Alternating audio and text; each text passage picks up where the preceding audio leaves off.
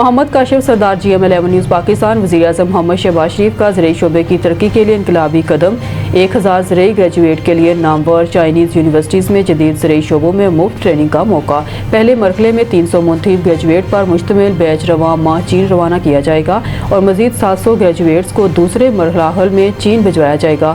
وزیر اعظم پاکستان کے اس اقدام کی بدولت جدت سے ہمکنار نوجوان پیداواری اضافے سے ملک کے زرعی نظام میں انقلاب لائیں گے۔ نوجوانوں میں سرمایہ کاری، روشن کل کی تیاری۔ وزیر اعظم پاکستان محمد شہباز شریف کا انقلابی قدم۔ 1000 ایگریکلچر گریجویٹس کے لیے چائنا میں مفت تربیت کی فراہمی۔ Pakistan and China are two iron brothers. I decided to send 1000 Pakistani boys and girls who are graduate in agriculture for advanced training in China.